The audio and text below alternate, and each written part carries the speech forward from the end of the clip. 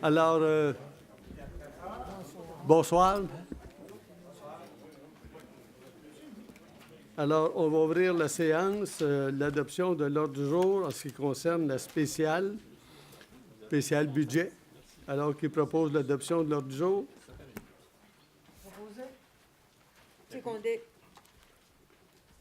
Adoption du budget pour l'année 2019.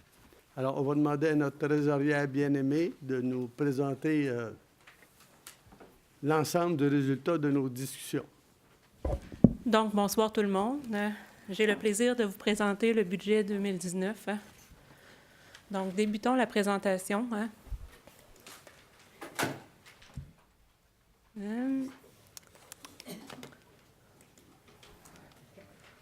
On dirait que... OK, on va y aller avec ici. Donc, tout d'abord, j'aimerais vous parler de 3 points importants qu'on doit considérer au budget 2019. On a l'ouverture officielle du point de service adjacent au presbytère, donc c'est important de considérer ce point-là. Ensuite de ça, le deuxième point, c'est la priorisation du développement économique par la mise à jour du plan de l'urbanisme. Donc, on va mettre à jour notre plan de l'urbanisme qui va être sur 2 ans. On va avoir une nouvelle dépense pour l'année 2019. Et puis, le troisième point, la continuité dans le développement de la ville intelligente. C'est vrai, la souris ne fonctionne pas. Donc, ici, je vous ai présenté dans cette diapositive-là les faits saillants du budget. Donc, on a eu un dépôt de rôle d'évaluation foncière pour l'année 2019. Donc, c'est un dépôt qui se fait aux 3 ans. En 2016, on avait un rôle d'évaluation foncière pour 2,42 milliards. Et puis, pour l'année 2019, on a un dépôt pour 2,120 millions, donc une augmentation de 3,82 % qui représente 77 923 722 $. Ensuite de ça, on a un budget de fonctionnement équilibré et en hausse. Notre budget 2018, 31,5 millions. On a augmenté notre budget 2019 à 32,2 millions, une augmentation de 2,27 %, donc 715 264 $. Et un troisième point important, les investissements à la hauteur de 5 990 388, qui est principalement le nouveau point de service. Je tenais à vous présenter ici le dépôt du rôle, l'impact sur les taxes. Donc, je vous ai présenté un petit tableau, bien petit quand même, assez gros. Au départ, la première colonne, on a la catégorie des immeubles. Donc, on a 6 catégories, le résidentiel, le 6 logements et plus, l'agricole, commercial, industriel et les terrains vagues desservis. La deuxième colonne, on a les taux de taxes 2018. Donc, j'ai inscrit vraiment les taux de taxation que vous aviez eus en 2018. Pour établir les taux neutres, on prend les valeurs des propriétés et puis on trouve les taux en fonction des mêmes revenus. Donc, on nous donne des nouveaux taux de taxation. Il y a eu une petite problématique au niveau des 6 logements et plus, parce que le taux était inférieur au résidentiel et selon la loi, le taux minimal, c'est le taux résidentiel. Donc, on a été obligé d'ajuster le taux des 6 logements et plus, donc au même taux que le résidentiel, donc 0,8951. Donc, ça nous rapporte des revenus supplémentaires de 69 915. Par contre, eux, ils vont avoir une augmentation de taxes de 6,6 %. Par contre... Annick, ça, c'est la loi qui nous oblige à faire ça cette année. C'est la nouvelle loi, la loi 124, je pense. C'est ça. Dans le fond, la loi nous dit qu'on doit respecter des taux minimum et maximum pour chacune des catégories.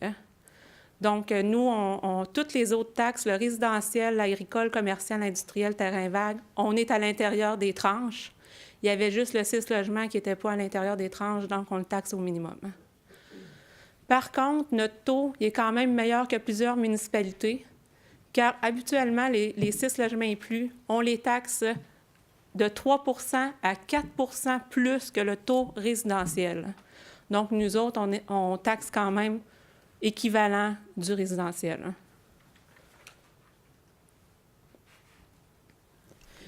Ici, c'est plus à titre informatif. Je vous ai fait un beau diagramme là, circulaire pour vous présenter la composition des revenus. Hein. Donc, on voit que majoritairement, nos revenus proviennent de la taxation. Hein. Donc, 88,7 %. Ensuite, on a des subventions pour 4,7 % et on a plein d'autres compositions de revenus que je vais vous présenter dans les prochaines diapositives en plus en détail. Ici, le prochain diagramme que je vous ai préparé, c'était la composition des revenus de taxation, mais par catégorie, pour les 6 catégories d'immeubles que je vous avais discuté. Donc, on voit que nous, notre taxation, c'est principalement le résidentiel à 60 %.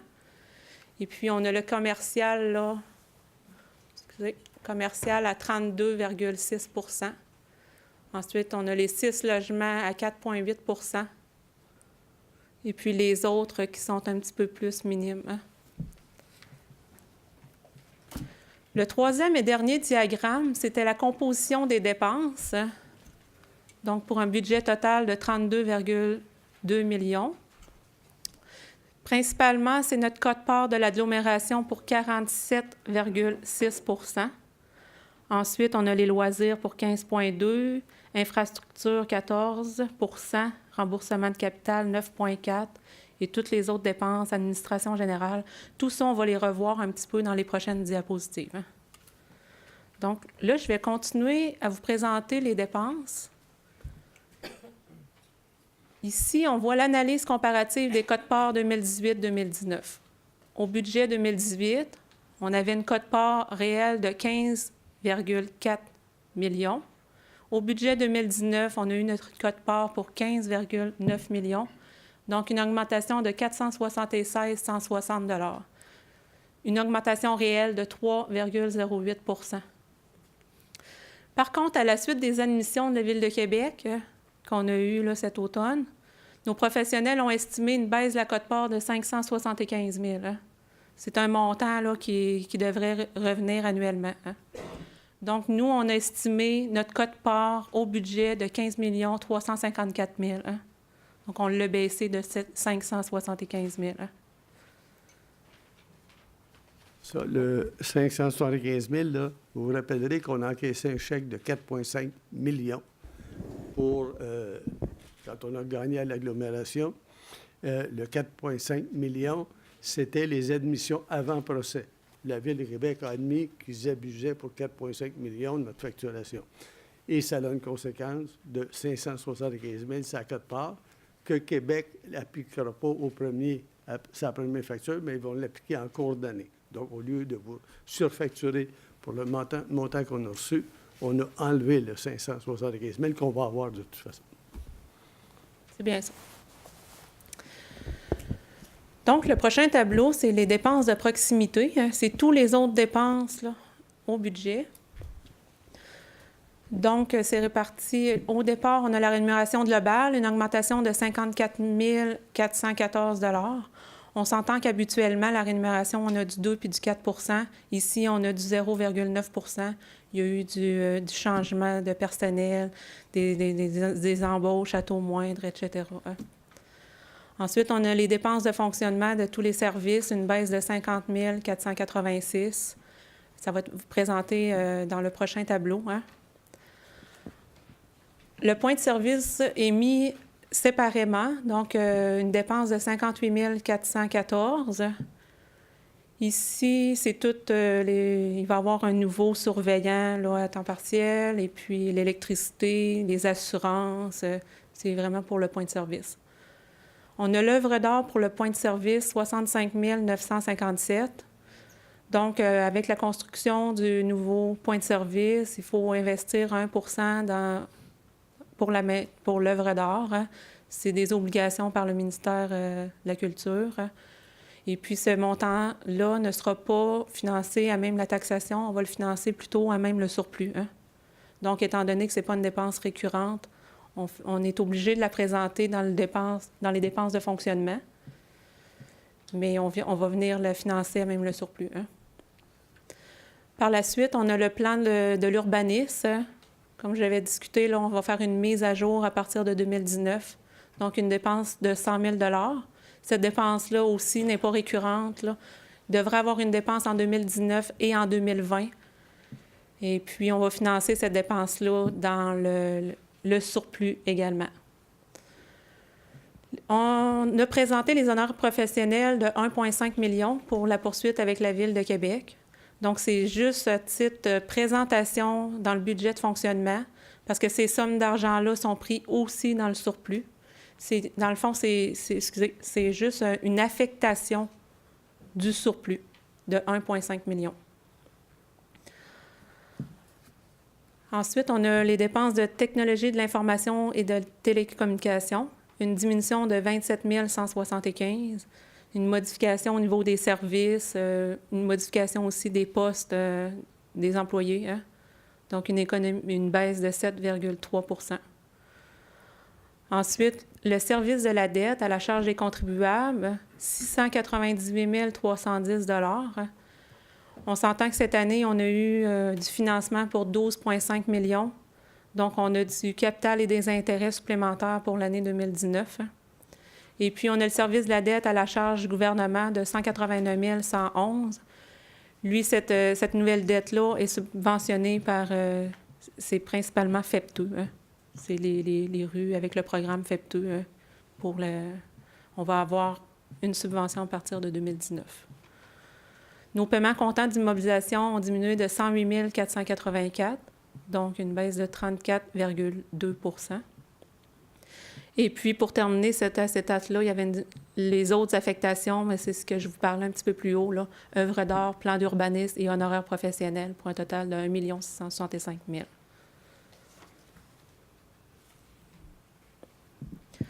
Ici, ce prochain tableau-là, c'est les dépenses de fonctionnement de tous les services. On a l'administration générale, une hausse de 6 525. Principalement les assurances des bâtiments. Il y a eu quelques autres variations de postes. Au niveau du greffe, aucune variation, 0. Un budget de 296 500. Communication, une baisse de 21 000. Il y a eu un changement au niveau du Journal Lorettain, une publication de 4 éditions au lieu de 12. Et puis, il va y avoir un journal spécial pour les activités des loisirs, hein? Donc, une baisse de 13,4 %. Travaux publics, 21 595. C'est l'allocation de machinerie, l'entretien des véhicules, il y a l'essence à l'intérieur de tout ça. Au niveau des loisirs, une baisse de 66 256. Il y a eu une réévaluation de tous les services, les activités. C'est juste, au niveau des activités, des loisirs, il y a eu comme un changement. Bibliothèque, 200 $. Urbanisme, 8 450 $. Des honoraires professionnels là, pour de comité de consultation supplémentaire. On est rendu à la présentation des revenus. On a les paiements tenant lieu de taxes pour une augmentation de 11 165. Et ça correspond à nos compensations pour nos immeubles tenant lieu. C'est les écoles, les CPE. On a eu une hausse de taux de compensation, donc des revenus supplémentaires. Autres services rendus, 60 808, c'est les activités des loisirs principalement. Autres services, autres ententes, donc 8,3 %. Imposition des droits, c'est les permis à l'urbanisme. Et puis les licences de chiens, donc augmentation de 79 480. Les amendes et pénalités, c'est les services de la police, les services, nos gardiennages, les gardiennages, les agents de sécurité. On estime une baisse de 15 000. C'est un peu incontrôlable. Au niveau des intérêts, c'est les intérêts bancaires ou les intérêts sur l'arriérage de taxes, donc une augmentation de 1 800 $. Les subventions, 233 320, principalement, comme tantôt je vous ai expliqué, FEPTE. Et puis la taxation, 343 691. Ici, c'est vraiment les changements dans le rôle, l'évaluation entre 2018 et 2019. Et puis, on a fait des projections aussi de modification de rôle en cours. L'ajout au rôle pour l'année 2019.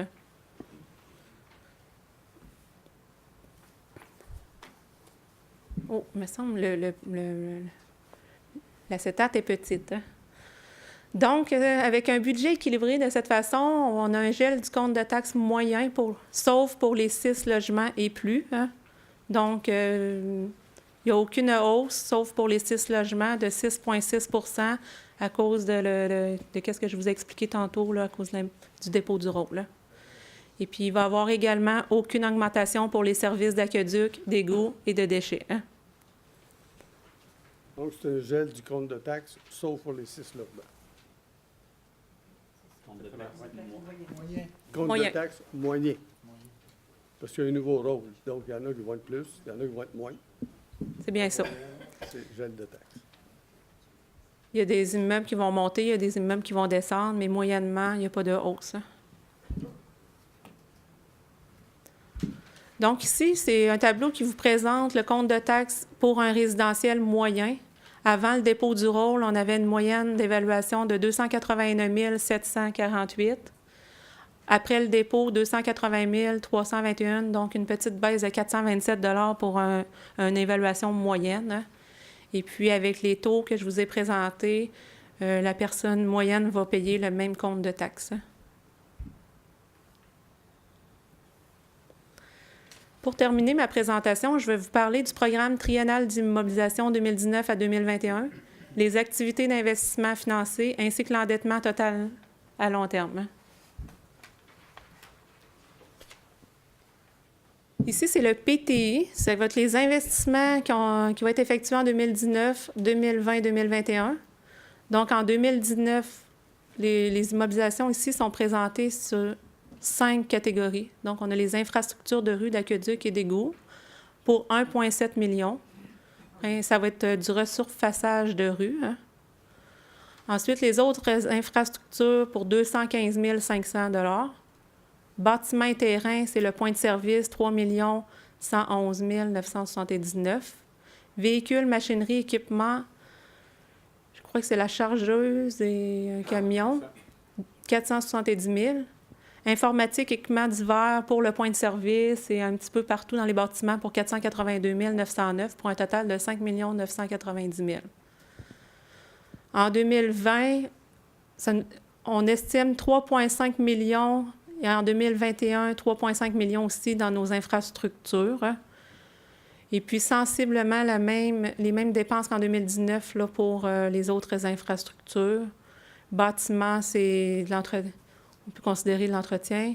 Véhicules, 1,2 million pour 2020, 558 pour 2021 et aux alentours de 50 000 pour les équipements informatiques. Donc, 5,7 millions en 2020 puis 4,9 millions en 2021. Le financement pour 2019, on va payer comptant pour 208 000. On va approprier le surplus pour 356 461. On va utiliser nos fonds de parc et terrains de jeu pour 215 000. On va les règlements d'emprunt pour 2,2 459 000. Et on va utiliser un règlement d'emprunt, mais qui va être lié à une subvention. La subvention est payable là, sur 20 ans pour 2 750 000 pour équilibrer les immobilisations. Hein.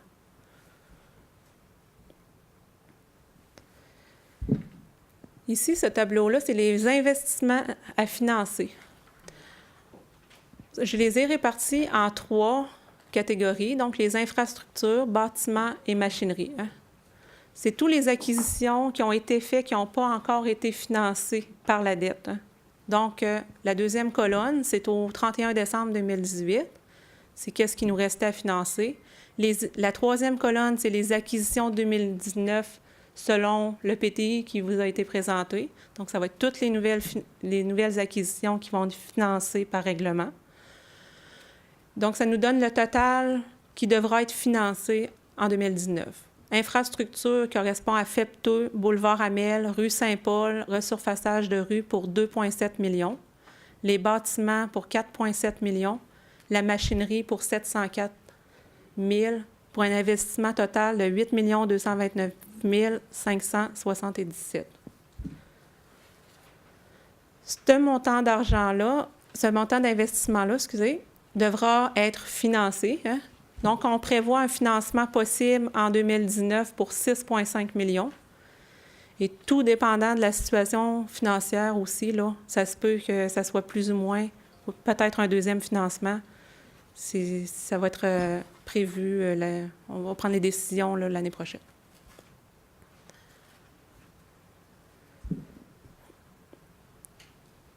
Prochain tableau ici, c'est l'endettement total à long terme au 31 décembre. C'est la dette qui est financée. Donc, au 1er janvier 2018, je vais prendre le petit... au 1er janvier 2017, on avait 28,3 millions de dettes. En 2017, on a remboursé du capital pour 2,4, donc on finit avec une dette de 25,8 millions. On a des subventions qui sont reliées à la dette de presque 6 millions. Donc, on a une dette de 22,2 millions. Et on avait des activités qui n'étaient pas financées de 9,6 millions. Donc, un endettement total net à long terme de 31,9 millions. En 2018, on repart avec la dette au 31 décembre. Je vous ai mis une belle petite flèche là, verte, donc de 25,8 millions. On a du remboursement de capital de 2,4. On a financé 12,5 millions. On finit avec 35,8 millions de dettes. On a des subventions pour PUQM, FCCQ, FSI, Préco, FEPTE, donc une dette nette de 30 millions, et des activités d'investissement de 3 millions, ainsi qu'une subvention de 500 000. Donc, on finit avec 32 617 793. C'est un estimé en 2018.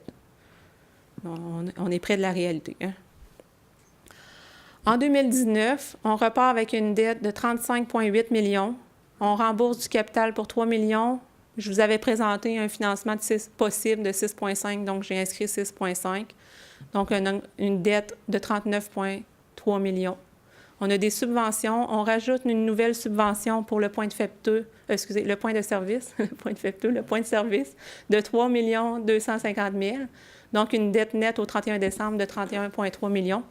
Et il va nous rester des activités à financer de 1 700 000 pour une dette de 33 millions. Un dernier tableau, c'est le dernier tableau, l'hypothèse d'endettement total à long terme. Donc, ça vient un petit peu, si je repars de ce tableau-là, on finit avec une dette de 30 000, on voit ici une dette de 30 millions, 31,3. Donc, on repart avec mon tableau ici de 31,3, il est ici. On ne voit pas très bien, hein? Donc, c'est un peu petit. Donc, on présente en bleu, là, c'est la dette nette, puis en vert, jaune plutôt, là, c'est les investissements à financer. Donc, on voit qu'il y a une hausse annuellement parce qu'on investit plus que le remboursement de capital. Hein? Donc, on prévoyait environ 5 millions par année hein, à partir de 2020. Donc, c'est le tableau qui représente là, la dette, l'endettement total à long terme pour les prochaines années. Hein?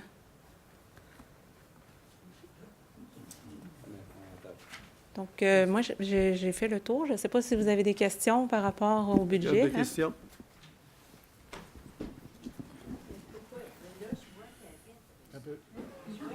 Il faut aller au micro depuis qu'on a la télé. Stéphane Lacasse, quand je regarde le niveau d'endettement augmenter à chaque année, je comprends qu'il n'y a aucun plan à moyen et long terme de réduction de la dette de la Ville. Si je comprends bien. Je comprends bien, M. le maire? Oui, je comprends très bien. Je vous répondrai là-dessus que là, on a des projections sans tenir compte du règlement de l'agglomération. Alors, d'ici à ce que le règlement, toute la figure peut changer. Trop tôt pour annoncer quoi que ce soit. Mais si je lis entre les lignes... C'est évident qu'on immobilise plus que ce qu'on rembourse en capital. Donc, au net, la dette augmente. Si je lis bien entre les lignes, avec un remboursement anticipé de la Ville, ce serait une réduction de la dette ou un 2500 aux citoyens?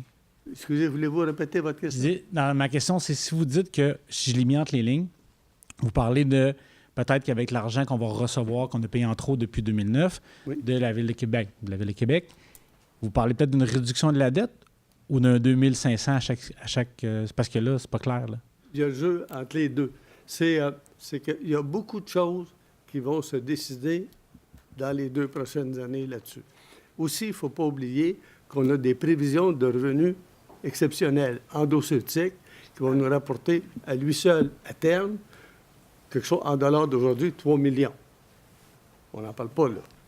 Il y a aussi le Jules Verne. On parle de 700 000 de Donc, on a des nouvelles projections de revenus supplémentaires qu'on va appliquer à la dates. dette C'est ça. ou en Il réduisant les s'agit maintenant investissements? qu'on prenne à ce moment-là les bonnes décisions, à savoir comment on va affecter ces revenus-là. Est-ce que vous en parlez avant de les affecter dans les conseils? Oui. OK, merci. Ça, il y a toute la récurrence à chaque année, là. C'est ça. Puis, peut-être, M. Loranger, pour compléter le 2500 $, vous n'étiez pas Oui. là à la dernière séance du Conseil, ou à moins que vous avez peut-être vu sur la web diffusion. Oui, je l'ai vu. Mais le 2500 $, nos avocats, nos gens de la trésorerie nous ont dit que c'était illégal, là. Ce type de D'accord. remboursement-là, moi, ce que je comprends, avec les rapports que l'on a eus, c'est pas... C'est ça. J'ai tout compris ça et Mme Falardeau a très bien expliqué le dossier.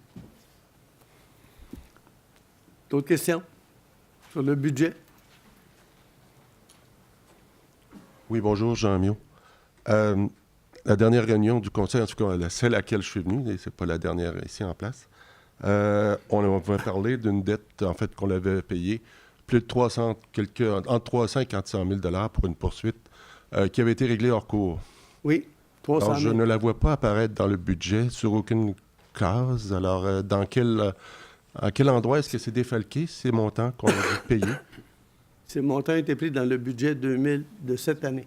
Donc, Oui. là, on parle du budget de la Donc, on prochaine. parle du budget 2018 et 2019. Donc, dans la Le colonne 2019. 2018, ça a été couvert où? Le 300 000 de règlement sur la poursuite pour... Juste pour répondre à votre question, il est là Le 300 000, actuellement. ça a été pris dans le budget 2018, hein, Oui, courant. mais il n'apparaît pas dans aucune colonne de 2018 que Mais vous ça, avez c'est le présenté. budget 2019. Oui, vous avez présenté à côté le budget 2018 en comparaison. Donc, 2018, on aurait dû avoir apparaître dans une colonne quelque part, le 330 000 ou 300, je ne sais plus combien. Mais il y a un certain montant qui a été pris dans les montants du budget courant. Donc, il était déjà comme prévisionné. Il n'était pas prévisionné, mais il y avait des sommes disponibles. Donc, on l'a pris dans le budget courant. Et puis, il y a une partie qui avait été prise, même le surplus, hein. Donc, ce qu'on voit apparaître pour 2018, c'est pas le vrai budget. Enfin, c'est Oh, pas oui, finalement c'est- ce qui a été... Oui, c'est le vrai budget, hein. 2018. Oui, c'est le budget.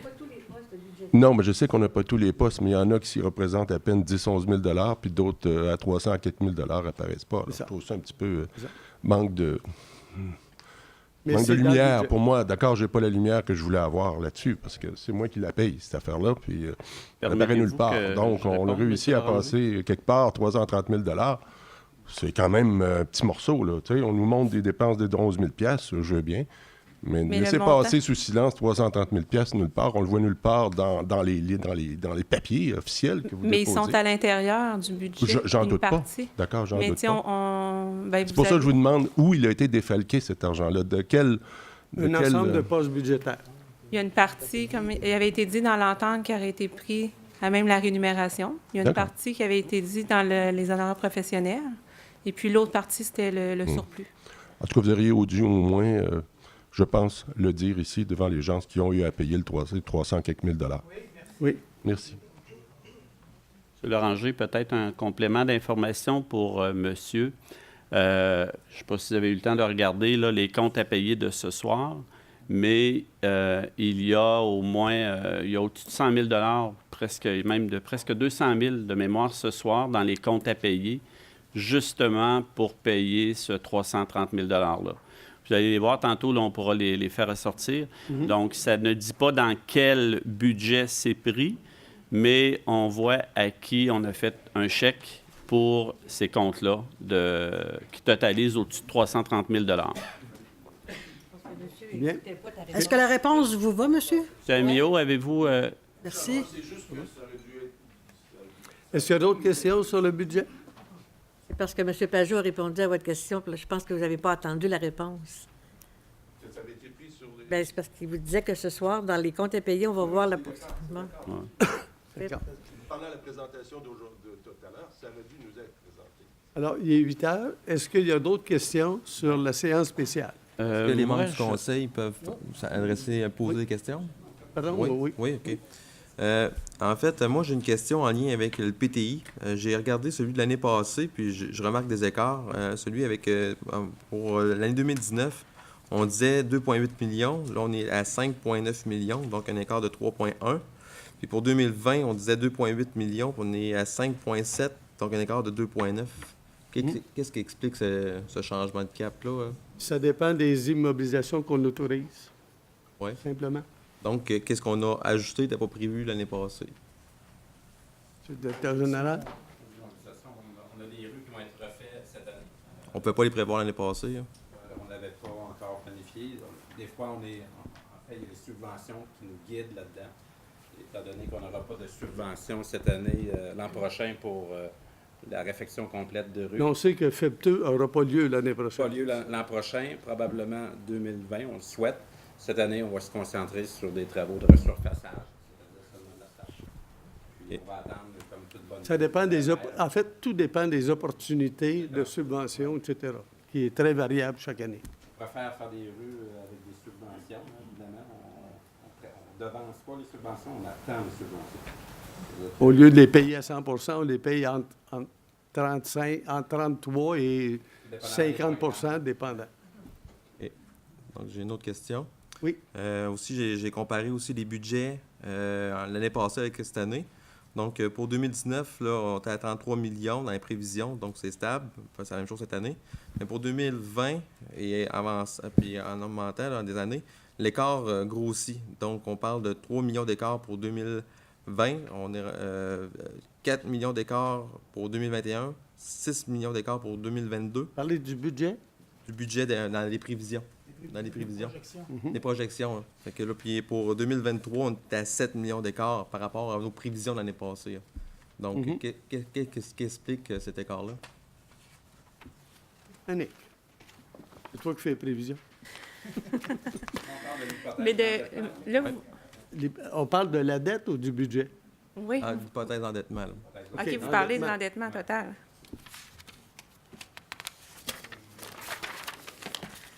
Vous dites que vous avez fait la différence entre qu'est-ce qui avait été présenté En 2018. en 2018 et qu'est-ce qui est présenté aujourd'hui. Hein? C'est ça. Bien, c'est sûr que l'endettement total, c'est en lien avec les investissements. C'est sûr que si les investissements sont plus élevés, hein, la dette aussi également va être plus élevée. Hein? Et ça relève du conseil. C'est bien ça. Puis après ça, une autre question en lien avec les engagements électoraux de M. Loranger. Donc, pour 2019, on avait un engagement pour 20,9 millions, donc un écart de 12 millions pour cette année. Pour 2020, un écart de 16 millions. Si je compare avec cette année, là, avec les prévisions qu'on a déposées ce soir. Parler de la courbe de la dette, là? Oui, toujours le cours de la dette. Donc, on est en 2021, un écart de 20 millions. En 2022, un écart de 24 millions. Puis en 2023, un écart de 27 millions. Par rapport à quoi, là, Par rapport à l'hypothèse de la dette qui était présentée tantôt et aux Ah. engagements électoraux. OK, les papiers électoraux qu'on que M. distribue. Loranger C'est ça. passe. Fait que là, j'essaie de voir comment on concilie Ok. tout ça. Puis un peu en lien avec la question de M. Lacasse aussi. Là.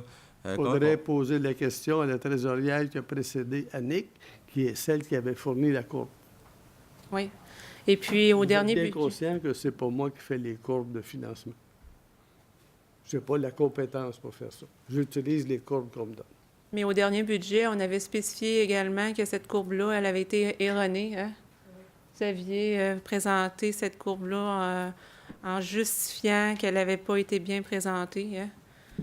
Non, peut-être ce que vous voulez faire sortir, c'est que c'est ce qui a été vendu à la population. C'est ça. Fait. OK. Oui. L'idée, ça a été vendu à 20 millions de dettes à la population, Oui. alors que la réalité, on est à quoi? 33, là, 32, C'est ça. 33 Exact. millions. Exact. Donc, ça regarde M. Loranger. Là. C'est ça. D'autres questions? S'il n'y a je- pas d'autres questions, on va Moi, lever je vais en l'Assemblée. avoir une, M. Loranger, pour le... Adopter le plan. Monsieur Pajot, une je vais avoir question. une- je vais Monsieur avoir une Pajot. question... Ah, OK, on va juste ajourner, puis... OK, On va ajourner. Oui, On va parfait. ouvrir l'Assemblée régulière, puis on va revenir. merci. D'accord? On va avoir plus de temps. Donc, qui propose l'ajournement? Je propose. Maintenant, qui propose l'adoption de l'ordre du jour de la séance régulière? Proposer des modifications à la régulière. À la régulière, des modifications. Le point 15, à la régulière, le point 15 est retiré. Y a-t-il d'autres modifications? Peut-être que le point 13 est retiré aussi. 13 et 15? 13 et 15. Oui. 13, c'est la nomination du... Oui, on va reporter. On reporte. Oui. OK, donc 13 est retiré. Oui, oui. OK, c'est beau. Est-ce qu'il y a d'autres modifications? Non? Alors, maintenant, qui propose l'ajournement de la séance régulière pour revenir à la séance spéciale? J'appuie. Alors, on continue. Est-ce qu'il y a d'autres questions sur Le le budget. budget? S'il n'y a pas d'autres questions, on va procéder d'abord Moi, à je la... vais en- une- Mais je vais en avoir une. Dans les revenus, page 3 du budget que vous venez de nous présenter, c'est pas les revenus, c'est les dépenses, pardon. Là. À la page 3, Mme Marceau, dans votre PowerPoint que vous avez, là, Oui. que les gens puissent suivre en même temps que nous. Là. Donc, à la page 3, il y a honoraires professionnels poursuite.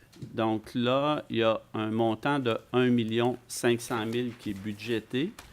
L'année dernière, il n'y en avait pas. C'était pris directement, même les surplus, à la fin de l'année ou durant l'année. Donc là, c'est tout à fait judicieux de le budgéter, puis qu'on puisse savoir où est-ce que l'on s'en va avec ça. Sur ce 1 500 000-là, je comprends qu'il y a 2 tiers qui servent pour les professionnels, puis 1 tiers pour les avocats. Donc, on prévoit dépenser 500 000 en 2019 pour les avocats pour la poursuite avec la Ville de Québec. On a déjà adopté une résolution ici au Conseil municipal afin de facturer la Ville de Saint-Augustin, ce qui représente, de facturer à 55 de ces montants-là, ce qui représente 275 000 pour l'année 2019. Est-ce que ce 275 000 $-là est prévu dans les revenus? Non. Non. OK. Bon, mais je vais revenir tout à l'heure avec dans la régulière. Donc, dans les chiffres, on n'a pas de revenus prévus. Non. OK. Merci. Ensuite de ça, autre point. Écoutez, tout à fait. C'est peut-être plus un commentaire. Le prochain point, c'est que je pense que le budget est un budget très correct, là.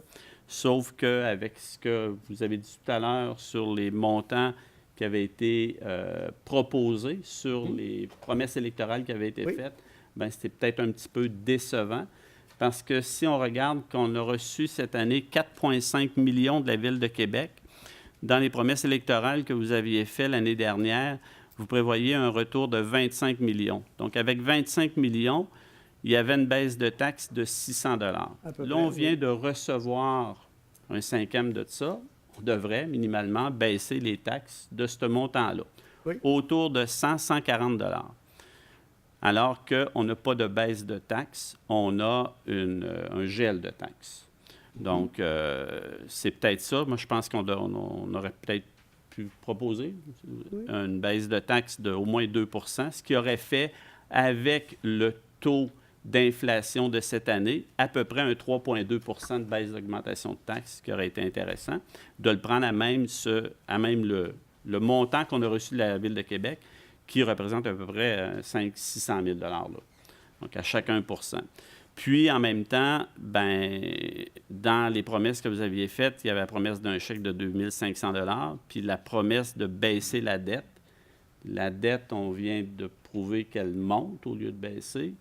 Puis le 2 500 $, il n'est pas là. Donc, je pense que le plus déçu ce soir, ça doit être vous, M. Loranger, Tout à fait. que vos promesses électorales Sauf que ne soient pas- pas rencontrées. là. Pas sur le 4,5 millions qu'on a encaissé, parce que le 4,5 millions correspond au remboursement qu'on a eu pour nos professionnels. Et comme il faut qu'on continue la poursuite, Il a toujours été prévu que les honoraires professionnels vont être remis dans le surplus budgétaire de la Ville, ce qui a été fait, comme on va être remboursé aussi lorsqu'on va, à terme, on va gagner, parce que nous allons gagner l'appel.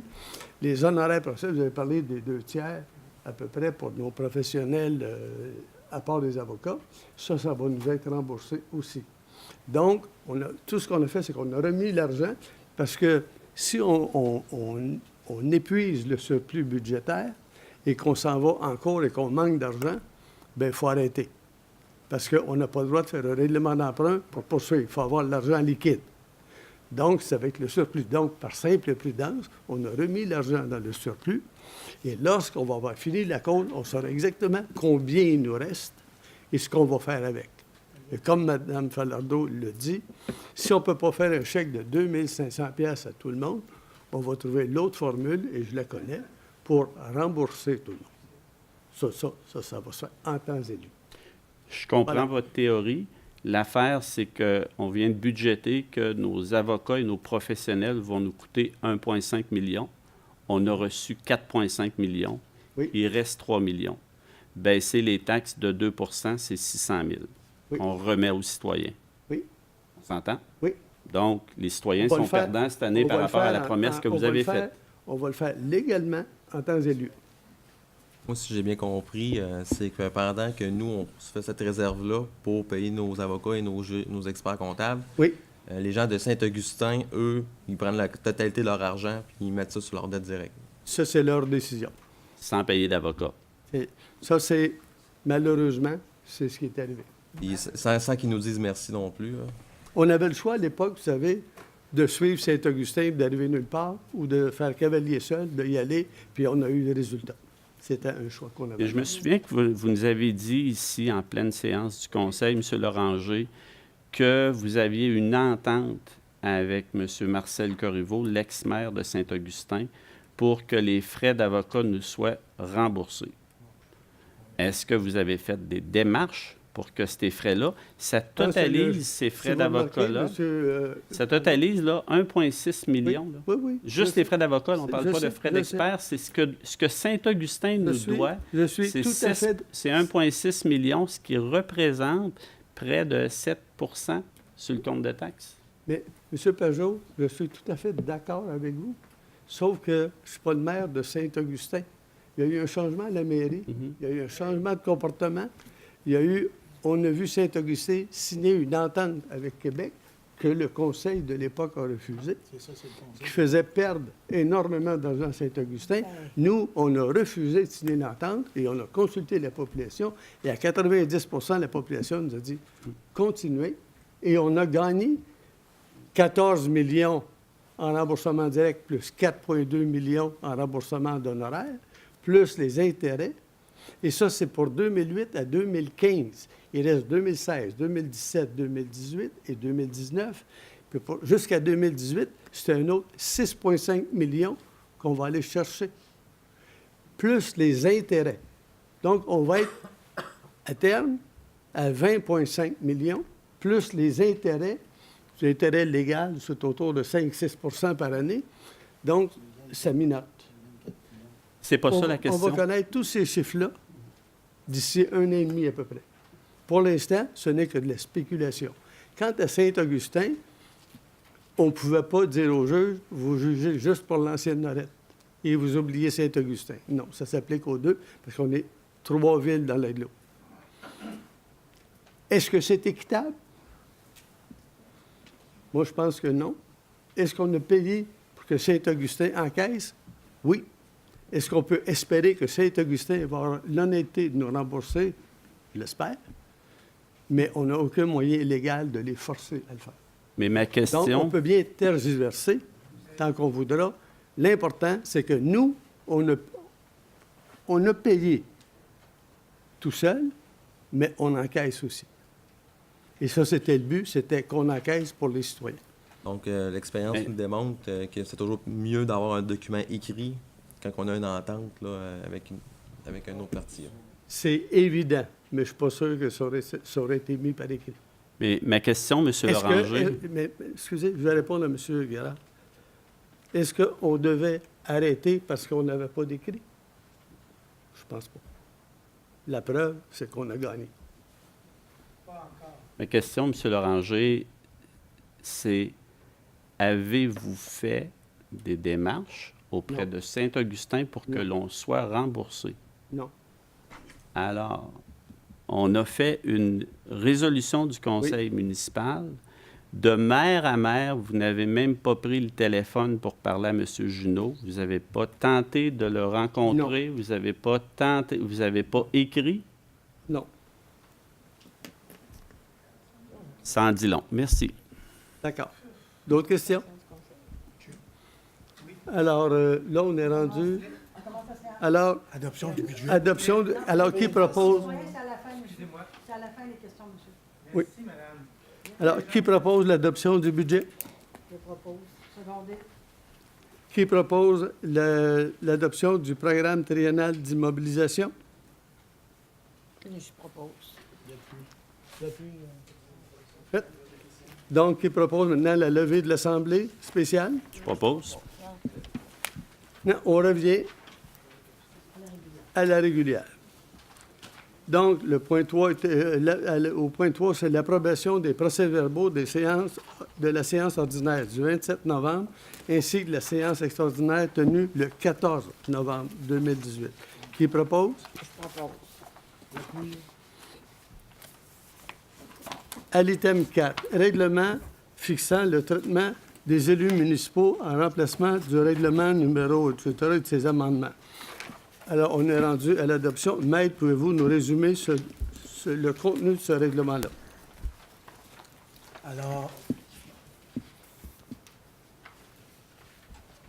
Alors, le règlement est exactement le même, c'est-à-dire le même salaire pour tout le monde et une disposition spéciale pour le salaire du maire suppléant qui va recevoir le salaire du maire, mais le salaire du maire va, lui, être descendu au niveau du salaire de conseiller. Alors, ce sont les principales dispositions. Le reste, comme vous l'avez vu dans la vie publique, c'est exactement la même chose. Est-ce qu'il y a des questions, commentaires? Alors, on va procéder au vote. Alors, qui vote? Bien, est-ce qu'il y a une proposition? Ouais, je sais que c'est Mme Ossio qui avait fait l'avis de motion. Mme Motion avait fait l'avis de motion la dernière fois. Est-ce que vous proposez? Oh, oui, mais je le propose, Mme Mossio. Proposez? Vous Qui l'appuyez? appuie? Bon, Mme Mossio l'appuie. Elle vient de me dire qu'elle l'appuyait. Puis, alors, moi, je vais voter contre, c'est sûr. Maintenant, on va prendre le vote. Monsieur Pajot, vous êtes en faveur? Ben oui, certainement. Oui. Oui. Oui. Oui. Oui. Oui. C'est lui? Oui. Oui. Alors, moi, je vais voter contre. Excusez, est-ce qu'on peut avoir juste la suite des procédures dans ces conditions-là, M. Loranger? Là, on a voté contre. Est-ce qu'il faut redéposer le mois suivant? Comment ça fonctionne pour la suite? Bien, je comprends que si M. Loranger vote toujours contre, ça passera pas parce que c'est Ça coûte c'est des la avis seule- publics. Ça coûte des avis publics. c'est la seule, je pense, bien, Mike, peut-être que vous pouvez nous confirmer, je pense que c'est l'une des seules résolutions ou règlements que le traitement des élus, qu'il faut que ce soit adopté aux 2/3 du conseil, incluant le vote du maire. Effectivement, c'est vrai. Voilà. Donc, si M. Loranger vote toujours contre de donner une rémunération à Mme Falardeau et diminuer sa rémunération quand il est absent, C'est ça. ça ne passera jamais. C'est Merci. Ça en dit long. OK. Au point 5. Oui, ça en dit long. Au point 5, règlement modifiant le règlement relativement à la constitution du comité consultatif d'urbanisme. Alors, il s'agit d'un règlement qui vise à réduire à un représentant du conseil au sein du comité d'urbanisme. Est-ce que je me trompe? C'est ça, c'est bien. Oui. C'est bien ça? Proposé. Alors, Oui. proposé par José, J'appuie. Sylvie. Secondé, oui. Secondé par José. Est-ce qu'il y a des questions? Non, ça va pour moi. Merci. Maintenant, les règlements 6, 7, 8 et 9, ce sont tous des règlements liés au budget. Donc, c'est des règlements pour la taxation des vidanges, des ci, des ça. Là. C'est ça, mec? Oui. Alors, 6, 7, 8 et 9 pourraient être proposés en bloc. Qui propose? Proposé. Secondé. En fait, c'est les avis. Vous avez une adoption à 6 et à 7. Et les autres, c'est avis de motion et présentation du projet de règlement. OK. 2 dépôts. Alors, ceux qui sont rendus à adoption sont adoptés, puis si les avis de motion sont donnés pour les autres. Alors, voulez-vous me répéter les proposeurs secondaires, s'il vous plaît? Non? Et José, je pense, hein? Tu as appuyé ça? C'est toi qui as appuyé? Oui. Laquelle, excuse-la, parce que Les 6, 7, 8, 9? Oui, c'était C'est ça, José. À l'item 10, règlement concernant la tarification 2019-2020, le service des loisirs. Ça concerne les locations de salles, etc. Avis de motion, présentation d'un projet de règlement et dépôt. Alors, qui donne avis de motion? Je vais donner une motion. Alors, ça donne une augmentation d'à peu près 1 $ en moyenne, 1 $ ou 2 de l'heure ou par activité, là. C'est un ajustement à peu près à ce qui se fait ailleurs. Est-ce qu'il y a des questions là-dessus? Adopté? Ça va? Tu as un proposeur secondaire? Oui, c'est un avis de motion. Un avis de motion, oui, OK. À l'item 11, renouvellement des assurances 2010. En fait, c'est plus autoriser le paiement des assurances. C'est la compagnie Ultima. C'est ça? Oui. Oui. Au montant de toute taxe incluse, 216 438 $. Ça, c'est les assurances de responsabilité. Oui, tout. Tout pour l'ensemble. Biens, responsabilité. Je propose. J'appuie. À l'item 12, éthique et déontologie, divulgation auprès de la Commission municipale du Québec concernant le maire Émile Loranger. Alors, qui propose? Ben, moi, je propose. Propose. Propose. Secondé? J'aimerais, si vous me permettez, M. Laure, Oui. Votre micro est ouvert, Mme Falardeau? excusez-moi. J'aimerais, si vous me permettez, M. Loranger, pouvoir Oui. faire une petite une nouvelle résolution pour proposer d'autres choses. Alors, considérant que le 30 octobre dernier, une entente est intervenue entre les parties concernées devant le tribunal administratif du travail concernant la plainte de harcèlement. Considérant que cette entente visait tous les membres du conseil ainsi que la plaignante et qui a été faite sans admission de responsabilité de part et d'autre. Considérant que cette entente prévoit une clause de confidentialité qui lie toutes les parties. Considérant que cette nouvelle procédure aurait pour effet de nuire à la victime et à tout ce que cela pourrait comporter. Considérant que ce dossier a occasionné de nombreux frais et qu'il est temps d'y mettre un terme définitif afin d'éviter d'y engager des frais additionnels. Considérant que la Commission n'a pas de pouvoir autre que celui d'une suspension maximale de 90 jours. Considérant que l'intérêt de la Ville doit primer avant tout. Pour toutes ces raisons, je crois qu'il n'est pas opportun d'entreprendre une autre procédure et je propose aussi d'abroger la résolution 262-18 du 30 octobre. Et je proposerai cette résolution-là. Est-ce qu'on peut avoir cette proposition-là que vous faites? Parce que là, moi, personnellement, j'en ai jamais entendu parler, puis on a tous Non, les mais je papiers de la m'excuse. séance. Moi, j'ai dit que je voterais contre, M. Pajot, et vous le OK. savez, et je donne des motifs Est-ce pourquoi qu'on je peut... vote contre. OK, c'est des motifs. Ah, d'accord. OK. Alors, Est-ce que je peux faire, moi aussi, une intervention du même sens J'allais que Mme... demander le vote sur cette proposition. Ben, avant le vote, j'aimerais faire... M. Pajot, en fonction du code de procédure, Mme Falardeau a demandé le vote. Elle propose d'annuler la proposition et d'annuler la résolution du 30 octobre. On va d'abord... C'est pas la procédure habituelle. Ce que je comprends, là, actuellement, on a une résolution. Il faut voter oui ou non pour cette résolution-là. Après ça, Mme Falardeau va en faire une. C'est ce que je comprends. Moi, c'est pas comme ça qu'on m'a... En fait, il n'y a pas de procédure d'établi, on n'a pas de règlement, puis on n'a pas non plus adopté... On n'a pas adopté non plus le Code Morin. Donc, on a une proposition, on a un projet de résolution qui a été fait. On a un amendement au projet de résolution qui vient faire en sorte d'annuler, si on veut. Donc, il faudrait voter sur l'amendement. Il faudrait voter sur... Est-ce qu'on peut l'avoir? Est-ce qu'on va faire... Ce que je propose, c'est que là, vous avez ça sur un petit bout de papier, là. Monsieur Est-ce que Pajot. les membres du conseil peuvent l'avoir Je et le pense que, lire? excusez, monsieur, Non, c'est parce que monsieur Pajot, là, je pense qu'on s'entend pas je bien, pense M. que- Pajot, là, parce que moi, aujourd'hui, je vous ai avisé personnellement que je voterais contre. Ah, mais vous Puis votez que contre j'aurais la les motifs proposition. pour voter contre. C'est les motifs que je donne, là. Et je vote contre. Mais Puis je d'accord, demande- si vous voulez voter contre, moi, j'ai pas de problème. Ben, je Vous comprends pouvez pas votre voter demande. contre. Je peux vous le donner, Mais on va ça, voter mais- contre la résolution que l'on a là, pour ou contre la résolution que l'on a présentement. Moi, je suis d'accord, là, si c'est le vote que vous demandez pour ça, de voter pour ou contre la résolution pour qui ou est contre le point 12.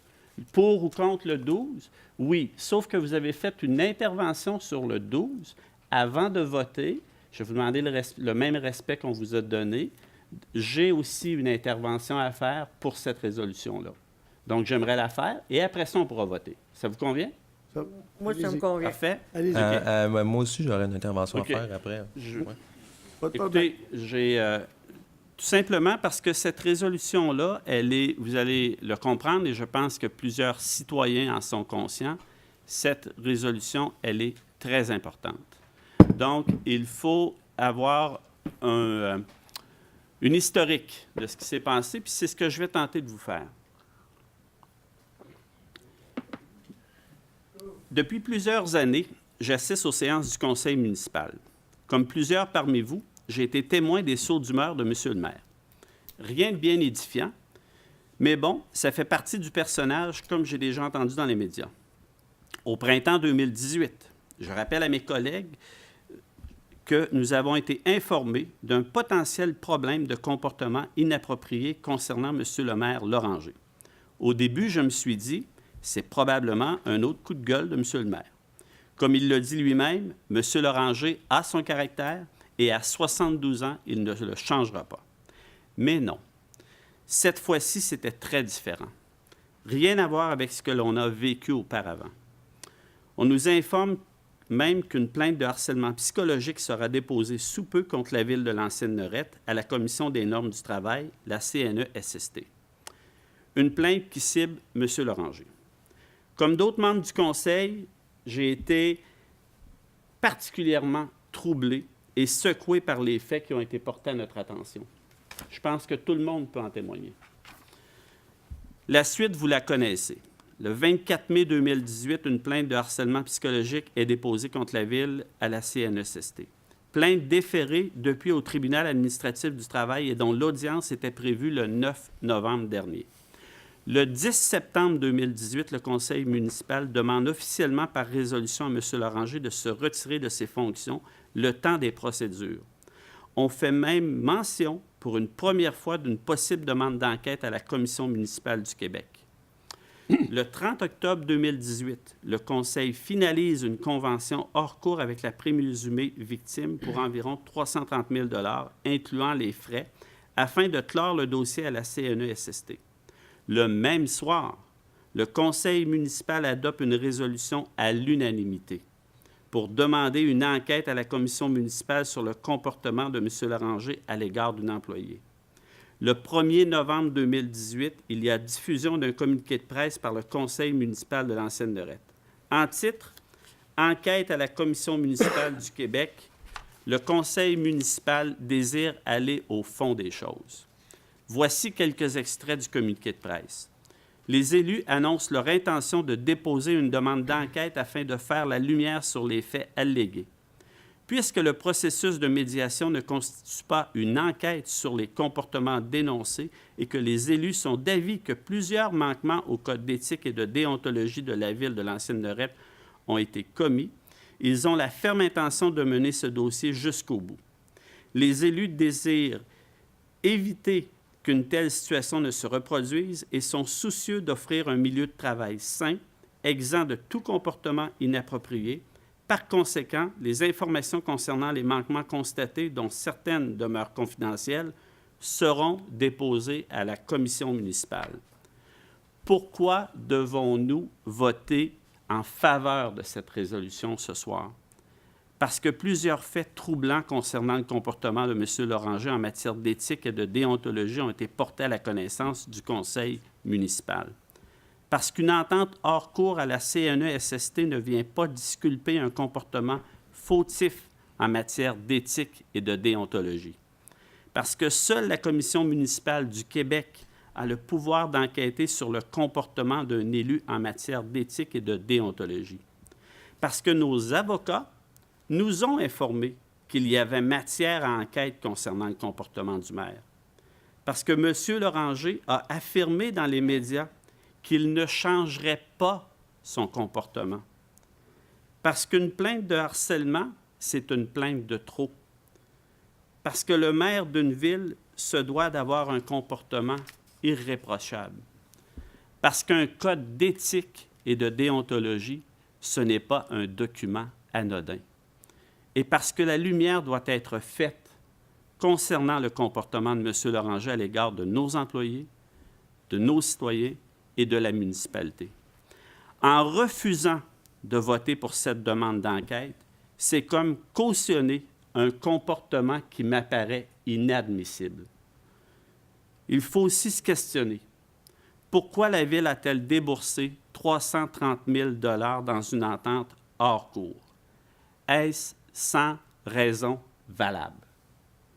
Ce soir, je vais voter en faveur de cette résolution et je demande aussi à mes collègues de le faire pour prévenir toute situation du genre, pour faire toute la lumière dans ce dossier, par respect pour nos employés, parce que les élus ne sont pas au-dessus des lois et que leur comportement se doit d'être irréprochable, parce que le laisser-aller n'est pas une solution pour contrer les manquements en matière d'éthique et de déontologie, et par respect pour les citoyens.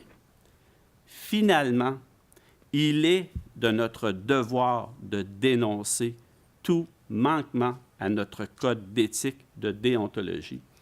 Et je souhaite sincèrement que nous allons faire comme les 2 fois précédentes et voter à l'unanimité pour cette résolution ce soir de demander une enquête à la commission municipale. Merci. Merci. Alors, M. Guérard. Après ça, je voudrais Dans le fond, M. Pajot, c'est un beau travail préparé, là. J'appuie à tout point ce que vous avez affirmé. Moi, de mon côté, je vais être plus simple que ça. Je voudrais juste prendre une petite minute pour revenir sur un article qui avait été publié par Karine Gagnon qui s'appelle « Des élus exemplaires », qui, je pense, qui dit tout, en fait. Donc, je vais au plus simple, là. Le comportement des élus de l'ancienne arrête depuis qu'ont été dévoilées les allégations de harcèlement psychologique impliquant le maire Émile Loranger mérite d'être souligné. Nous vivons dans une société où les comportements inadéquats des personnalités publiques ne sont plus acceptés et font l'objet de fréquentes dénonciations.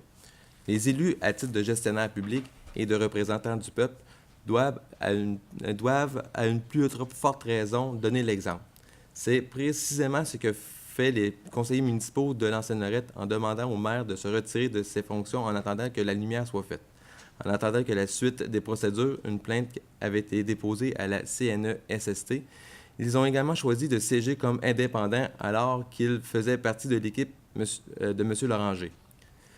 Il aurait été beaucoup plus facile pour ces élus de fermer les yeux. Les conseillers de l'ancienne Lorette ont toutefois refusé d'adopter ce comportement et c'est tout à leur honneur. Ils ont fait preuve de beaucoup de jugement en agissant de la sorte et de solidarité envers la présumée victime. Tout homme ou toute femme au premier chef dans le milieu politique devrait pouvoir exercer son métier sans avoir à souffrir en raison d'un comportement inadéquat, de douleur, de souffrance, d'anxiété, d'inconvénients et de perte de jouissance de la vie. C'est ce qui s'est produit pour l'ex-chef de cabinet Marie-Ève Lemay. Cela lui donne droit au versement de dommages et intérêts selon l'entente hors cours. Les conseillers municipaux de l'ancienne Lorette ont également fait preuve de jugement en exprimant le souhait d'aller au fond des choses dans cette affaire. Ils ont l'intention d'effectuer une demande d'enquête à la commission municipale au sujet du comportement de M. Loranger. Ce genre de situation ne doit pas être pris à la légère. Alors, on passe au vote. Non, je voudrais rajouter quelque chose. Oui. Merci, M. Guérard, de me rappeler. Puis, c'était très important dans ce que je voulais dire. Il ne faut pas oublier la victime dans ça. Mme Lemay a quand même eu beaucoup de souffrances, que je dirais, des souffrances psychologiques et autres. Puis je considère que moi, le fait qu'on arrête tout, ça la protège. Parce que pour elle, c'est vraiment pas drôle. Donc, on arrête. Je m'excuse, j'ai la parole, monsieur, là. Ça vous dérange pas, je vais continuer. Alors, ma proposition est à l'effet que c'est le temps qu'on change qu'on arrête. Je suis toujours indépendante, là, pour les gens qui... Je fais partie... Mais quand on est indépendant, on peut être vraiment décidé avec notre tête et notre cœur de la façon qu'on y va. Moi, j'ai réfléchi beaucoup à la victime. J'ai réfléchi à la ville aussi. C'est quoi qui est important, là? On continue, là, puis on s'organise. Vous savez que, bon, on a beaucoup de choses à régler. Les années à venir seront pas... Tant qu'on n'a pas l'argent de la Ville de Québec, les années à venir seront peut-être pas évidentes. On est là pour gérer. Moi, j'ai été élue pour gérer et prendre des décisions. Et c'est pour ça que je demande de voter contre la résolution principale. Alors, on passe au vote? Alors, je vais passer au vote. Les élus ont un code d'éthique, puis on a un code d'éthique à Monsieur, suivre. vous parlerez à la fin, à la période de questions, monsieur. On passe au vote? Oui. Alors, je vais passer au vote. Moi, j'ai voté contre la première... Là, c'est quelle résolution? On parle de la résolution 12, Alors, éthique et déontologie. C'est Je ça. vote contre. Contre. José? Contre.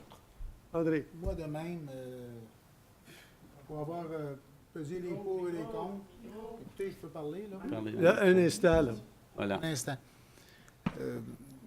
Pour avoir suivi le dossier comme tout le monde, on a passé un bon moment là, à discuter de tout.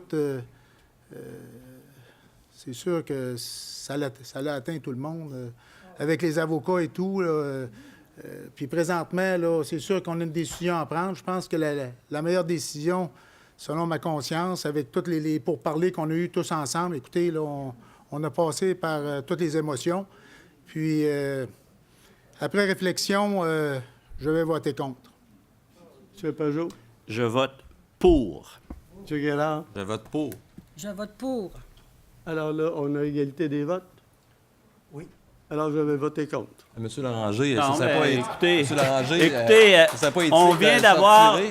avez on pas vient le droit de d'avoir, voter. M. Loranger, avec la proposition que vous faites là, de voter Oui. contre. Je vote contre. Vous votez contre réellement? Oui. Alors, est-ce qu'on peut enregistrer ça? Parce que Tout à fait. Ben, on c'est vient correct. d'avoir une cote d'infoman. Tout à M. fait. Loranger vote contre le dépôt, Monsieur le dépôt Loranger, d'une demande d'enquête. à la Restez commission restez municipale poli en tout le son monde, nom. s'il vous plaît, quand même. Monsieur Là. Loranger, vous me faites penser à M. Restez Trump. poli, s'il vous plaît. Oui, s'il vous Excusez-moi, plaît. là. Je pense Monsieur Loranger, vous me faites penser à M. Trump qui peut se gracier lui-même. Bon, est-ce qu'on pourrait Monsieur, passer vous à avez un le droit de point? penser ce que vous voulez. Merci. Bon, excusez, on n'est pas... Monsieur Gardé, Excusez. Bon, d'accord, vous avez droit à votre opinion. Excusez-moi. Excusez-moi. Excusez-moi, on n'est pas à la période de questions. On va Bonsoir. bonsoir, c'est bon. Bonsoir. Allez-y, monsieur. Bonsoir. garder le Ouais, décorum. allez-y. Alors, Mais en fait, moi, Non, on est je comprends pas ce qui s'est passé pour avoir un changement de cap comme ça du jour au lendemain. Est-ce qu'il y aurait des monsieur, est-ce que- excusez-moi, monsieur. Est-ce qu'il y aurait des Monsieur conseillers Guérard, Monsieur Guérard. qui auraient dîné avec le maire dernièrement, Monsieur dans les Guérard, dernières semaines? Monsieur Guérard. Ben, écoutez, Ah, moi, il y a eu M. un Liberté vote. nous a dit hier qu'il y avait lunch au restaurant avec M. Loranger avant-hier. Ben, écoutez, là. Et ça... Mais c'est correct. Non, c'est correct. Je Et est-ce discute qu'on pas ça. s'en est caché? Non, je C'est pas discute pas caché de ça. rien. Tout Tout à le monde fait. le suit, là. On n'a pas manqué de temps. J'ai pas Là, été dîner, monsieur. Merci. Excusez-moi. Excusez-moi. Loranger, puis après ça, ça a été contre Loranger. Bonsoir, monsieur. Monsieur Gardé, là. Bonsoir, monsieur. Coupable pour manger dans sa main. Je Bon. m'excuse, mais c'est pas de la démocratie, ça. Bonsoir. Bonsoir. Bonsoir. Alors, donc maintenant, on est rendu au point 14. 14. Entente entre la Ville de Québec. Non, 13. Non, 13, il a été retiré. 13 est retiré. Alors, entente entre la Ville de Québec et la Ville de l'Ancienne-Lorette relativement au déneigement du réseau artériel de compétences d'agglomération situé sur le territoire de la Ville de l'Ancienne-Lorette. Ça, André, on parle essentiellement du boulevard Amel. Oui, exactement. Donc, un contrat de 5 ans, une entente qui prévoit 5 ans, à raison de 100 000 par année. 100 708 et 43 avec une clause d'indexation pour les 5 ans. Ça nous permet de garder la qualité de déneigement qu'on est habitué. Excusez. Je peux prendre le micro. Peux-tu Pardon? expliquer le dossier, monsieur Loranger, pourriez-vous? Parce que... Oui, OK, parce c'est qu'André, que- il parle pas assez fort. Le réseau, il y a un réseau artériel qu'on conteste, évidemment, et dont le boulevard Amel fait partie du réseau artériel. Autrefois, la rue Notre-Dame faisait partie, mais ça a été enlevé. Je pense que la rue Jules Verne aussi, oui. est aussi partie du réseau artériel. Donc, comme la loi le prévoit, c'est l'agglomération qui doit déneiger. On l'a vécu au début de l'agglomération, c'était l'enfer. Donc, on a dit, non, enlevez-vous. Nous, on va déneiger à notre façon nos rues et compensez-nous. Ça, c'est la compensation qu'ils nous donnent. C'est pas le prix que ça nous coûte pas mal plus cher que ça. Mais au moins, on déneige à la façon de l'ancienne Norette. Au lieu de le faire. Je me rappelle, un petit historique, la première année, quand la rue Notre-Dame, personne n'était capable de monter à la côte. La côte n'est pas si élevée, là, à partir de Hamel, ça ne montait pas. Ça ne montait pas. Alors, il a fallu, malgré tout, qu'on le fasse, nous, le déneigement, pour que les gens puissent monter, se rendre chez eux. Et c'était tellement mal fait. Fait qu'on a dit à Québec, retire-toi de ça, là, nous, on va déneiger. Parce que Québec, c'est pas la ville de Québec qui venait déneiger, c'était donné à contrat. Et celui qui avait le contrat, c'était bien nous autres. En fait, c'est une entente qu'on renouvelle. Là, cette fois-ci pour 5 ans, avec une possibilité de 5 ans additionnels. Je pense que la Ville de Québec est bien... On est gagnant. Oui. La Ville de Québec est bien contente qu'on prenne le bucket. Là. On leur donne un bon service. C'est ça. Oui. C'est ça. Peux-tu poser une question là-dessus? À la période de questions. Okay. Le point 15 est retiré. Proposé. Alors, qui proposait? J'ai proposé. J'appuie. Le point 15 est retiré. Le point 16, autorisation de paiement pour le contrat d'entretien et de soutien aux applications PG Solutions. Ça, c'est un contrat annuel. C'est pour l'entretien de nos logiciels, entre autres à trésorerie, c'est PG, c'est tous les logiciels, donc les mises à jour, etc. C'est un contrat annuel de 52 400... Pardon, 411,37, c'est ça? Dépense nette de 47 000. Alors, qui propose? Proposé. Appuyé. À l'item 17, autorisation à la trésorière de placer les deniers, Les deniers publics. nos deniers. On a-tu beaucoup de deniers à placer?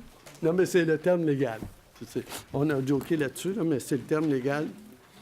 Alors, je pense que c'est de placer nos surplus, etc. C'est ça, de toute la liquidité qu'on a, placer ça. Donc, il y a eu des appels de proposition, ou des appels d'offres, je ne sais pas comment appeler ça, là. Puis, il y a eu la Caisse populaire, la Banque nationale, la Banque royale, CIBC, et c'est la Caisse populaire qui nous donne le meilleur rendement. C'est ça, Annick? Oui. Merci.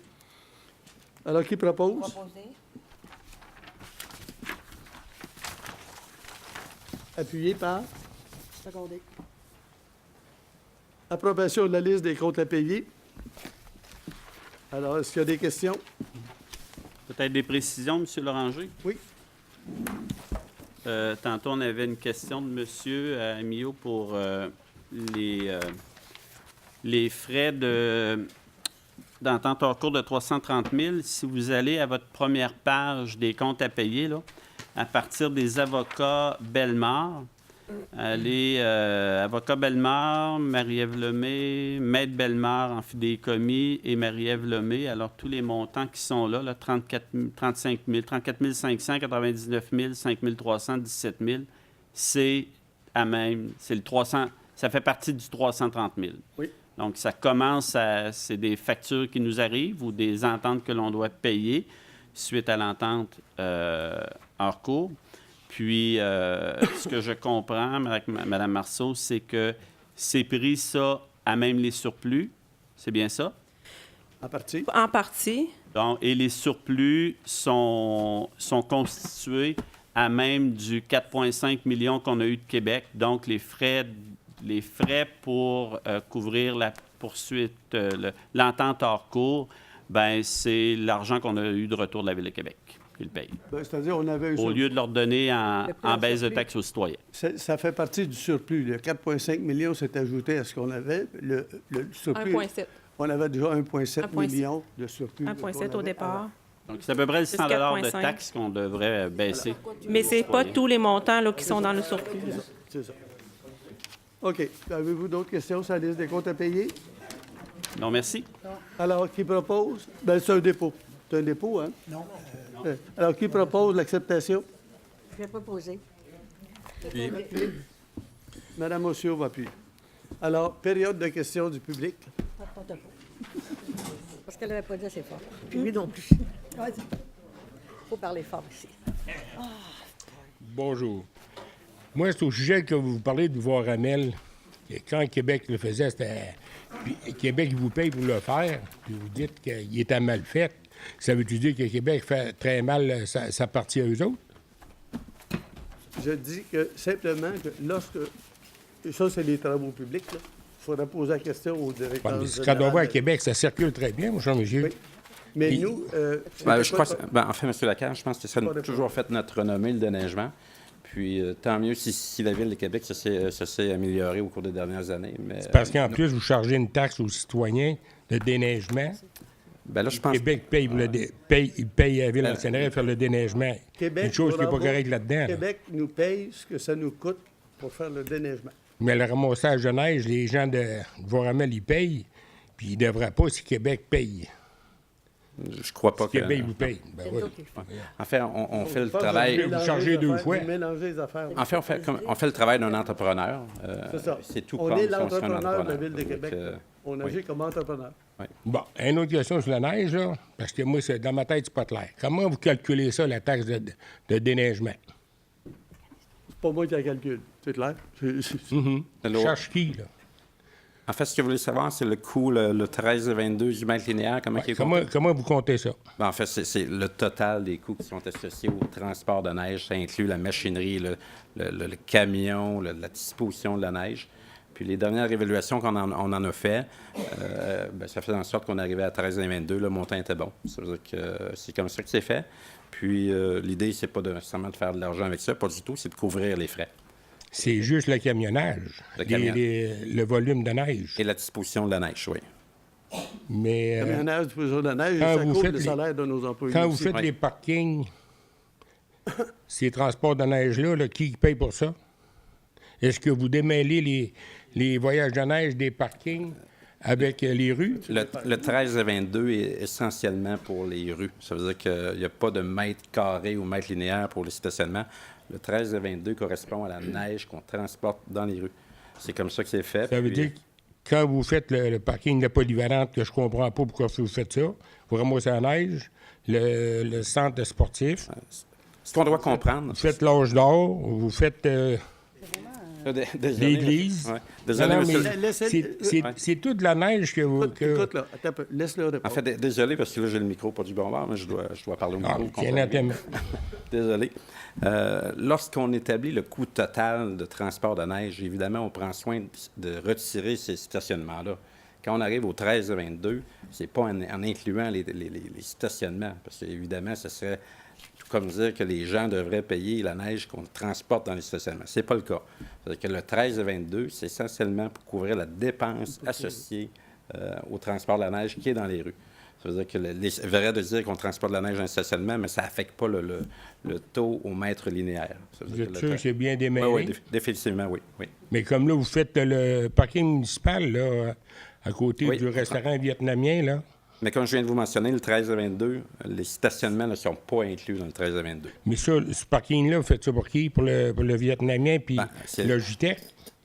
Le stationnement Parce que le municipal. stationnement-là... Oui, c'est le stationnement municipal. Oui, vous n'avez aucune bâtisse là. Il y a une servitude là-dessus aussi. Oh, une servitude pour la maison en arrière, mais vous n'avez aucune bâtisse là. Vous n'avez plus raison d'entretenir ça. La Ville, à l'époque, a décidé de se doter d'un stationnement municipal. Vous n'avez pas de bâtisse. Donc, il faut bien qu'on l'entretienne. Je comprends, vous n'avez pas de bâtisse là. Il ne sert pas à la municipalité, il sert au restaurant vietnamien puis au Logitech de l'autre côté, puis le bloc appartement. Je pense que ça a de l'allure, mon affaire. Là. Ça avait tout de l'allure, à un moment donné, là, mais...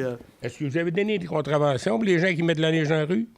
Parce que votre règlement qu'on a reçu, là, l'avez-vous On a eu une l'avez-vous mis en vigueur? On a eu une rencontre cette semaine. Le conseil d'administration, le directeur des travaux publics, Éric Ferland, nous a fait état qu'il n'y avait pas eu de constat de données. Il y a de la surveillance qui est faite. Il semble-t-il que la lettre qui a été envoyée aux personnes où on transporte la neige en face de leur résidence, ça a donné des résultats. Puis tant mieux, parce que l'idée première, c'est pas nécessairement de donner des constats d'infraction, c'est que les gens respectent la réglementation. Et dans ce cas-ci, ça semble bien aller. Le directeur des travaux publics va nous faire un rapport à chaque mois, puis on va vous tenir informés. C'est-à-dire que c'est important. On a pris des engagements en lien avec le respect de cette réglementation-là et on va la faire appliquer. En tout cas, je ne sais pas si vous avez des surveillants, mais ils ne voient pas clair. Merci. Bonsoir, Stéphane Lacasse. 2 points. Le premier, il y a quelques citoyens qui m'ont fait parvenir une lettre qu'ils ont reçue concernant le déneigement. Puis je sais qu'il y a eu des rencontres de citoyens, puis j'aimerais ça juste avoir un suivi sur ces rencontres-là. Je ne sais pas si c'est possible. Très possible. Oui. Bien, veux-tu... Allez, Sylvie? OK. En fait, cette année, il y avait eu 3 rues qui s'étaient ajoutées. Il y avait la rue Ritournelle, la rue de l'Affluent et la rue La Fenière. Et suite à une rencontre avec les résidents samedi que moi j'ai tenue ici à l'Hôtel de Ville, on en a rediscuté hier au CIA avec tous les membres, les directeurs. Et pour cette année, ce qui a été entendu, il y aura un moratoire. Il y a un moratoire qui a lieu. Alors, ces 3 rues-là ne seront pas affectées. Durant toute l'année, on va faire les analyses, on va faire les vérifications et on reverra par la suite. Mais pour cette année, le moratoire a lieu. Il y a une remise en question générale de tout ça. Là. Ça, c'est mon premier point. Mais La merci lumière beaucoup. de la réaction des citoyens. Ben, c'est dans la procédure aussi, d'envoyer ça en décembre. Oui, effectivement. D'améliorer la procédure. Mon deuxième point, vous le savez, là, j'ai été candidat aux dernières élections provinciales et un de mes adversaires a eu une demande au commissaire à l'éthique. Il y a une plainte qui était déposée, il y a eu enquête et M. Kerr a eu le réflexe de tout dévoiler. Parce que lui, il ne se sentait pas coupable. Il s'est dit, moi, je suis transparent, j'ai rien à me reprocher et il y aura enquête. Je ne comprends pas, M. Loranger, que vous n'acceptez pas de faire la lumière si vous n'avez rien à vous reprocher.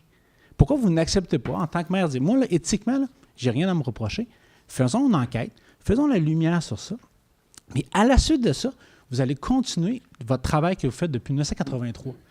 Mais là, personnellement, en tant qu'homme politique qui s'est présenté aux élections, ça me déçoit de votre comportement de ne pas être capable de dire éthiquement, j'ai rien à me reprocher.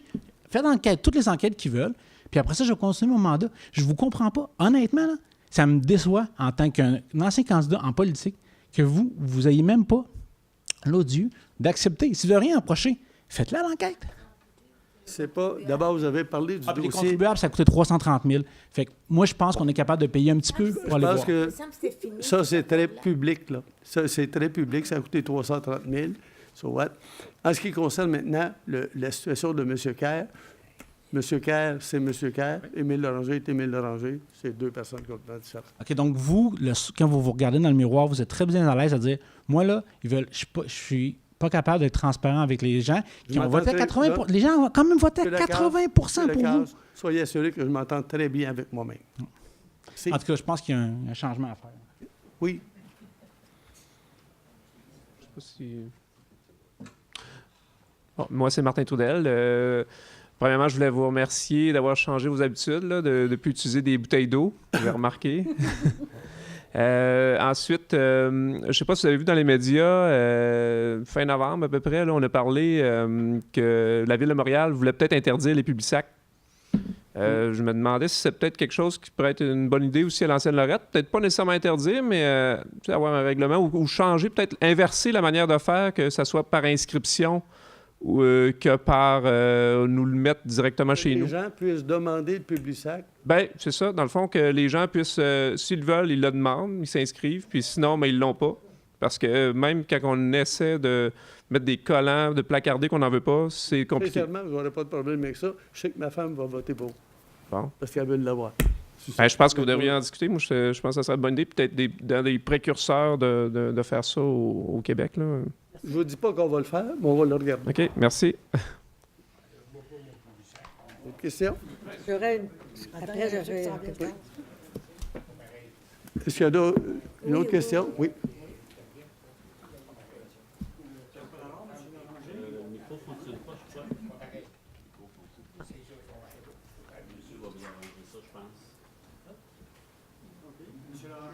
Oui. Allez bien? Oui. Non? Moi, je change de micro. On vous entend. Je suis trop loin. Bon, Monsieur Loranger, concernant la plainte de harcèlement psychologique, suite au reportage de TVA où vous disiez que vous ne changerez rien à votre comportement. C'est pas, je m'excuse, on a voulu me faire dire ça. Ben, c'est ce que vous avez dit, vous écoutez. On m'a demandé, est-ce que Votre tempérament va changer. J'ai 72 ans, mon Ouais. tempérament ne changera pas. là. C'est Ouais. clair. Je comprends C'est bien. ça que j'ai dit. Ça se Mais limite en- à ça. Ouais. En tant que citoyen de l'ancienne Lorette, moi, depuis 38 ans, là, je suis craintif qu'il pourrait y avoir d'autres récidives Mhm. d'un ou d'une autre employé.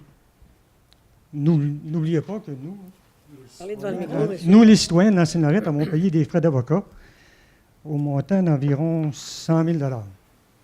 Il est injuste pour les citoyens de l'ancienne Lorette de payer pour la conduite de son maire. Excusez-moi.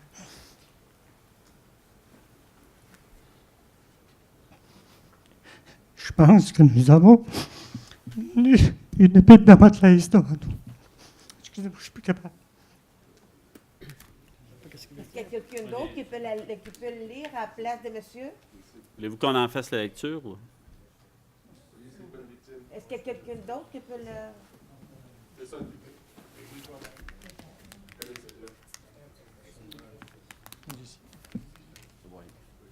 J'ai pas mes lunettes.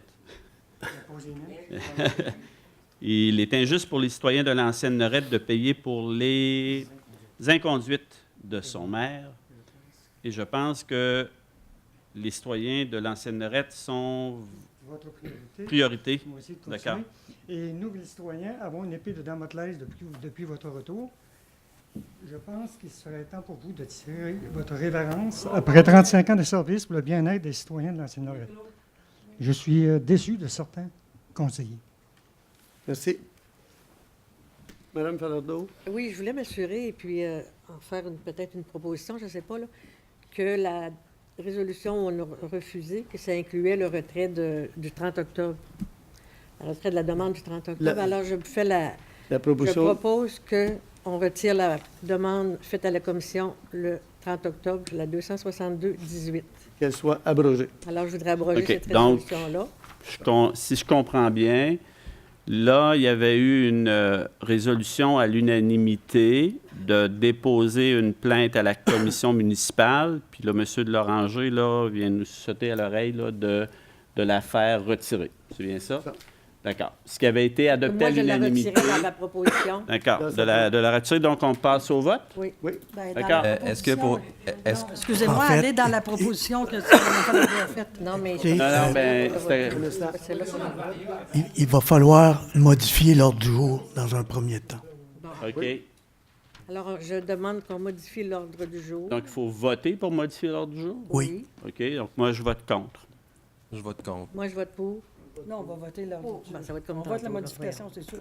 Et je vote pour aussi. Alors, Non, mais là, la modification fait qu'il n'y aura plus aucune faut revoter. possibilité. Je Pardon? demande d'abroger la 262-18. Ah, écoutez, on C'est peut, ce on que je peut- on peut demande, voter pour, puis tout on peut simplement. l'amener, mais moi, je vais voter contre la proposition de Mme Falardeau. Là. Ça n'a comme pas de bon sens. Là. c'est ça. Ben, il faut que je... Il y a un revirement, là. Alors, il faut être conséquent avec ce que j'ai Moi, demandé. je veux juste savoir avant qu'on vote. Juste savoir Oh. avant qu'on vote. Est-ce que monsieur... Non, avant qu'on vote, Oh. est-ce que M. Loranger... Vous votez, M. Loranger, vous Oui. êtes dessus? Monsieur Loranger, vous votez. Ah, Vous votez excusez-moi. là-dessus? Oui. Vous n'êtes pas en peux faire conflit le vote. d'intérêt, Monsieur Loranger, Je vote ce soir. contre. Là. C'est beau. Tu votes pour l'abrogation. Monsieur Loranger, on Écoutez, doit vous poser une question.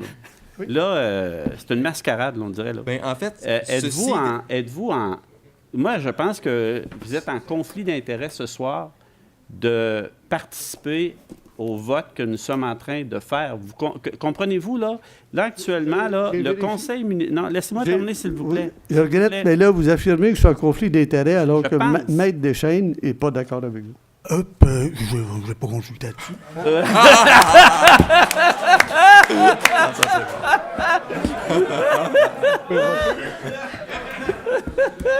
Dans un premier temps, je suis en conflit d'intérêt parce que je travaille pour la ville et c'est une question personnelle, Monsieur le maire.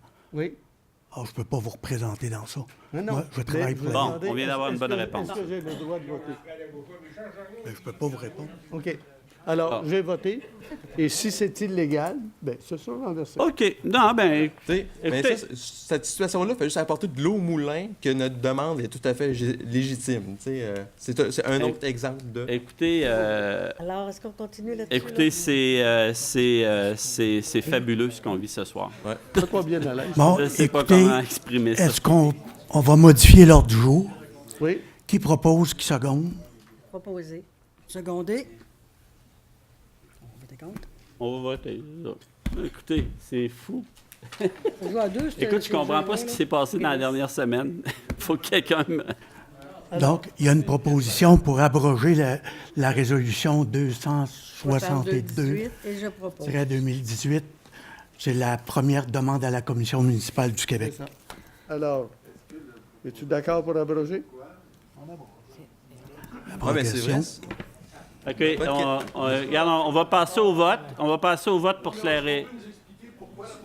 Ben, OK. Ben, ce que je peux vous dire actuellement... Ah, Madame Falardeau. Très bien capable de vous l'expliquer, monsieur. Parce que tantôt, quand j'ai fait ma proposition, finalement, on a voté sur la proposition principale, celle qui était à l'ordre du jour. On n'a pas voté sur la mienne. Dans ma résolution à moi, dans les amendements que je voulais faire, je demandais d'abroger cette résolution-là. Parce que c'était pas logique de refuser celle d'aujourd'hui puis de continuer sur celle du mois d'octobre, là. Donc, dans la proposition que moi, je faisais, je demandais d'abroger. Mais c'est pas celle-là qu'on a votée. Donc, c'est pour ça que je reviens là-dessus, tout simplement. Donc, le 30 octobre, ce qu'on a convenu ensemble, c'était pas bon. C'est qu'entre le 30 octobre et puis aujourd'hui, j'ai fait des réflexions et je vous l'ai dit tantôt. Je vous l'ai tout expliqué. Je peux vous le relire, je peux vous l'envoyer. Non, c'est pas nécessaire. Je peux faire ça. C'est pas nécessaire. Mais j'ai effectivement... Alors, je pense que là, on doit voter là-dessus. Oui, on va voter. Je pense qu'on a compris bien des choses. Il y a une proposition pour abroger la fameuse résolution, je ne sais plus quel numéro. 262-18. Alors, Madame Falardeau, vous en faites la proposition. Qui appuie? Qui appuie? Oui. José appuie. Et à ce moment-là, on demande le vote. On demande le vote. Monsieur Pajot? Je vote contre la proposition de Mme Falardeau. Je vote pour la proposition. Et je vote pour. Sylvie, pour. Je vote contre. Je vote contre. Et je vais voter pour. Voilà. Est-ce qu'il y a d'autres questions? C'est réel. C'est réel. Alors, s'il n'y a pas d'autres questions, qui proposent... Peut-être un commentaire, M. Loranger, avant de terminer. Juste pour informer les gens. Ce soir, malgré ce revirement spectaculaire de certains conseillers à cette table, ne soyez pas inquiets, parce qu'avec les nouvelles règles au niveau de la commission municipale, tout citoyen peut déposer une plainte. La même plainte, si vous voulez avoir une copie de notre résolution, ça va me faire plaisir de vous en donner, et vous pouvez déposer la même plainte en tant que citoyen à la commission municipale. Et je pense qu'il va y avoir des conseillers qui vont aussi faire ce dépôt de plainte-là directement à la commission municipale. Tout à fait. Et je pense en même temps que si la commission municipale a la chance de voir la web diffusion de ce soir, je pense qu'on n'aura pas besoin d'aller les voir. Ils vont probablement venir cogner à notre porte. Merci. Bravo. Alors, pour terminer, qui propose de lever de l'Assemblée? Oui. Ah, merci. Bonsoir tout le monde. Merci. Et joyeuses fêtes à tout le monde.